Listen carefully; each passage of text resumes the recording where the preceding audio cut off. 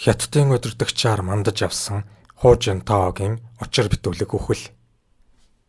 Бүгд найрамдах Хятад ард улсыг 10 жил тасралтгүй төрийн эрхийг барьсан Ху Жинтаог 2022 оны 10 дугаар сард хуралдсан Хятадын коммунист намын төв хорооны хуралдааны үеэр 2 намын ажилтан авч гарснаас хойш дэлхийд дахнаараа түүний тухай ямар ч мэдээлэлгүй байсан.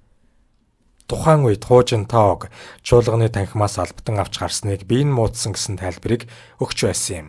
Гэтэл зарим нэгэн дүрс бичлэгээс харахад түүний бие хэвэн байсан бөгөөд харин ч хуралдаа идэвхтэй оролцохоор ирсэн байв. Түүгээр ч барахгүй хажуудаа сууж байсан хүнтэй ямар нэгэн зүйлээс санал зөрөлдсөн бололтой муудалцаж байгаа нь дүрс бичлэгт бий. Тэднийг муудах үеэр Ши Жинпин дохио өгч намын ажилтнууд ирж толгой дохиод түүнийг авч гарсан байдаг. Энэ үеэс хойш түүнийг хэн ч хараагүй бөгөөд албан бус мэдээллээр түүнийг нас барсан хэмээн Хятадын хэвлэлд саяхнаас мэдээлж эхэлжээ. Яагаад бүхэл бүтэн 3 жилийн дараа энэ бүхнийг нийтэд ил болгосон асуудалч Хятадуудыг гайхшруулахад хүрэж байна.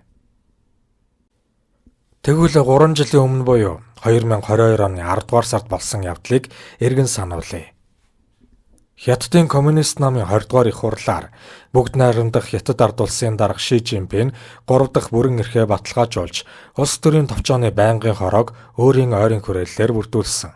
Мөн тэрээр Шанхай хотын намын дарга Ли Цзяныг 2 дугаар хүн болгон дэвшүүлж дараагийн төрийн зөвлөлийн ерөнхий сайд болгох замаар гүйцэтгэх эрх мэдлийг мөн өөрт төвлөрүүлэх замаа заслаа. Ингэснээр Ши Жинпин Мао Цзэдунаас хойш Хятадын хамгийн их эрх мэдэлтэй удирдагч болсон. Тэгвэл коммунист намын их хуралд улс төрийн товчооны байнгын хорооны гишүүн асан өдгөө 105 настай Сүн Пин тэргүүтээ намын үе үеийн удирдлагууд өөрийн биеэр хүрэлцэн ирсэн. Гэхдээ бүгд найрамдах Хятад ард улсын дарга асан 96 настай Жан Зэмин болон төрийн зөвлөлийн ерөнхий сайд асан 94 настай Жу Рунжи нар хуралд оролцоогүй. Мөн хурлын үеэр бүгд найрамдах Хятад ард улсын дараагалсан Ху Жинтаог албадан гаргасан нь ажиглагчдын анхаарлыг хамгийн ихээр татсан. Жан Зэмин болон Жу Рунжи нарын биеийн байдал муу байгаа гэх мэдээлэл өмнө нь цацагдж байсан. Түүнчлэн Ши Жинпин Бариа буюу төрийн өндөр албан тушаалтнуудын авилгатай тэмцэх нэрийдлэр Жан Зэминий 2 хүү болон Жу Рунжи тэргүүтээ түүний ойрын хүрээллийн хүмүүсийг баривчилж боломжит өрсөлдөгчдөө намсан гих зурхал нэг бус удаа гарч байв. Харин Хятадын төрийн мэдлийн Шинхуа агентлаг Ху Жинтао даргын биеийн байдал тавгүргсэн тул хурлыг орхисон гэж мэдээлсэн. Гэвч Сингапурын CNA агентлагийн 3 орчим минутын дүрс бичлэгт үлдснээр 79 настай Ху Жинтао Ли Жаншу нарын дунд үл ойлголцол үүссэн дүр зураг ажиглагддаг. Улмаар Ли Жаншу Ху Жинтаогийн гараас албан бичгийг авч буцааж өгөхгүй тулд гараараа дарж байгаа нь харагдана. Тэдний энэ байдалд нэгэн цагт Ху Жинтаогийн хамгийн ойрын зөвлөх явсан байнгын хорооны гишүүн Ван Хунийн хөндлөнгөөс оролцохыг оролддог. Үүнтэй зэрэгцээд намын дарга Ши Жинпин хөндлөнгийн албан тушаалтныг дуудаж ямар нэгэн заавар чиглэл өгч байгаа нь анзаарагдана. Ингээд тухайн залуу төрийн албаагч арай Ахмад өөр нэг албан тушаалтны хамт Ху Жинтао даргыг авч гарахыг оролдоно. Энэ үед Ху Жинтао дарга эсэргүүцэл үзүүлж суудалтаа эргээд суухыг оролдож байгаа нь анзаарагдана. Улмаар Ху Жинтао 2 залууд төшүүлэн гарахдаа Ши Жинпинд ямар нэгэн зүйл хэлээд өөрийн ойрын хүрээллийн хүн болох төрийн зөвлөлийн ерөнхий сайд Ли Кочианы мөрөн дээр алгадаад гарч явдаг. Английн Guardian санд мэдээлснээр Хятадын төрийн мэдлийн хэвлэлүүд Ху Жинтао даргыг их хурлаас авч гарсан дүрс бичлэгийг олон нийтэд огт мэдээлээгүй аж. Мөн Ху Жинтао болон түүний төрсөн хүү болох Ху Хайфэн нарын нэрийг интернетийн хайлтын системд хоригдсан байна. Тиймээс ажиглагчид бүгд найрамдах Хятад ард улсын дараагалсан Ху Жинтаод тохиолдсон үйл явдал нь биеийн байдалтай холбоогүй. Өнөөгийн эрх баригчдын цэвэр улс төрийн байр суурь Ши Жинпин өөрийн хүч чадлыг намын гишүүдэд нотлон анхааруулсан үйлдэл гэж дүгнж буй. Хамгийн чухал нь 20 дугаар их хурлаар төрийн зөвлөлийн ерөнхий сайдын орлогч Ху Чунхуаг улс төрийн товчооны 25 гишүүнээс хассан нь уг таамаглалыг шууд баталж байгаа юм. Ху Чунхуа нь Ху Жинтао болон Ли Кочиа нарын адил Хятадын коммунист залуучуудын холбооны ерөнхий нарийн бичгийн дараагаас улс төрийн карьераа эхэлсэн. Тэдний хамгийн ойрын хүн Шанхай бүлэглэлийг ирээдүйд төлөөлөх гол улс төрч гэж нэрлэгддэг нэгэн юм. Тэгвэл одоо цагт Ху Жинтаог нас барсан тухай мэдээллийг цэргийнхэн төргийн эргэлт хийхийг завдсан энэ үед сануулга хэлбэрээр ил гаргаж байна хэмээн барууны улс төрчид үзэж байгаа юм.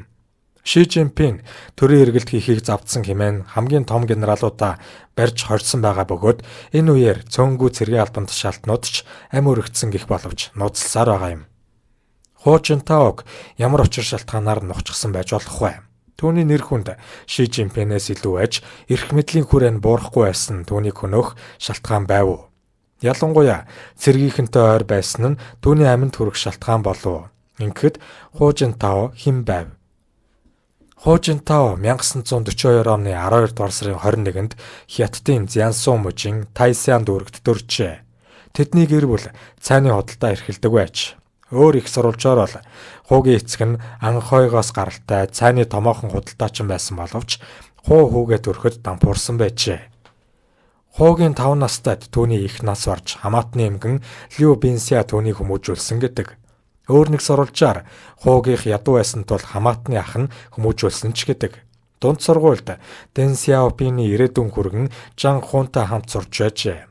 1959 онд тэрээр ямар нэг дэмжлэггүйгээр Бээжин хотын нэр хүндтэй Цинхуа дээд сургуулийн усны технологийн ангид элсэж чадсан байна. 1964 онд усан цахилгаан станцын инженерийн диплом авахын өмнө 4-р сард Хятадын коммунист намд элсэх шаардлагатай болсон ажээ. 1966 онд Хятадын соёлын хувьсгал эхэлсний дараа Ху улс төрийн зааварлагчийн арчлаа алдсан. Хугийн эцгийг хэлмэгдүүлж түүний цай худалдаалдаг дэлгүүрийг хаажээ. Хуг хөрөнгөтний удам хэмээн цоллож 1968 онд тус улсын баруун хэсэгт орших ядуу Гансу мужид хөдөлмөрийн дахин боловсрол олгох лагерт нутаг заажээ. Тэнд 1968-аас 1969 онд усны нөөц цахилгааны яамны Лю Жиан дахь инженерийн газрын барилгын багт даамал ажилчин байв. Дараа нь Ху цолоо ахиулж усны нөөц цахилгааны яамны инженерийн 4-р газрын техникч хилцээний нарийн бичгийн дарга тус газрын намын нэгдсэн намын дэд нарийн бичгийн даргын алба хашиж байжээ. Хөхмөрний дээд хэсэгт 2 усан цахилгаан станц барих ажилд оролцсон байна.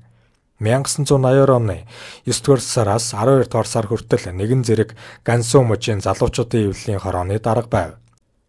Энэ үед Хугийн ажил мэргэжлийн хувьд шийдвэрлэх үүрэг гүйцэтгсэн уулзалт болсон гэдэг. Энэ хэрэг түүнийг хуучин ангийнхан болох тэр үеийн хувьсгалт коммунист намын төв хорооны ерөнхий нарийн бичгийн дарга Ху Яобоны хүүдээр авчирч түүнийг намын илүүтэйдийн хүрээнд оруулан танилцуулсан ажээ.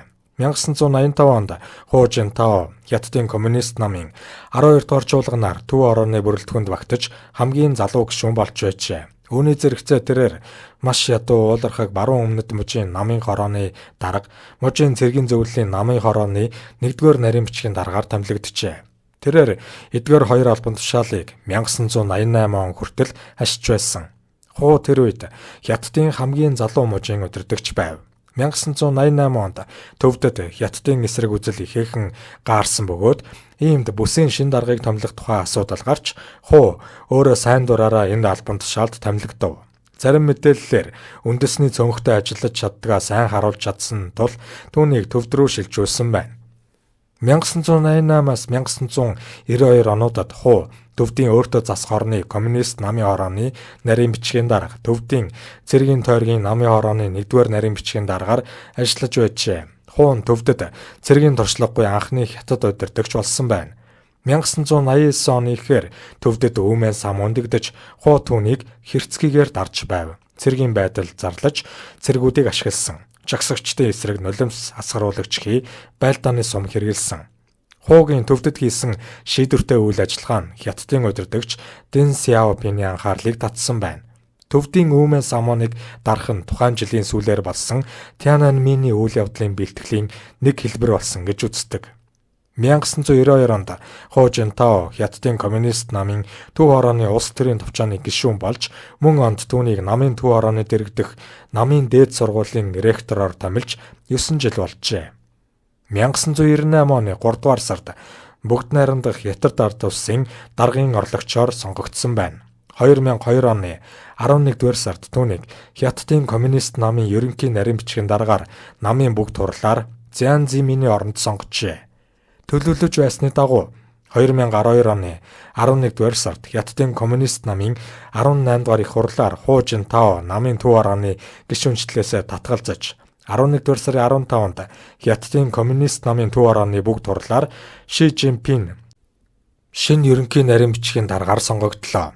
Хятадын коммунист намын цэргийн төв зөвлөл Ху Жинтао бүгд найрамдах Хятад ард улсын даргын албан тушаалаа 2013 онд орхисон. 18 дугаар их хурлаар Ху Жинтаогийн нэрийг Хятадын коммунист намын дүрмд Мао Цзэдун, Дэн Сяопин, Зян Зэминий дараа Хятадын коммунист намын 16 дугаар их хурлаас хойших Хятадын коммунистуудын гол төлөөлөгч гэж оруулсан юм. Тэрээр 2013 онд эрх мэдлээ Ши Жинпинд шилжүүлж 2022 оны 10 дугаар сарын Хятадын коммунист намын 20 дугаар их хурлаар намын тэргүүлэгчдийн суудлаас бүрмөсөн зайлуулагдсан юм. Гэвч эцэст нь Хятад орныг маш хурдтайгаар хөгжүүлсэн дэлхийн нөлөө бүхий хүнээр шалгарч байсан тэрээр нохоон үхлээр нас барсан бололтой.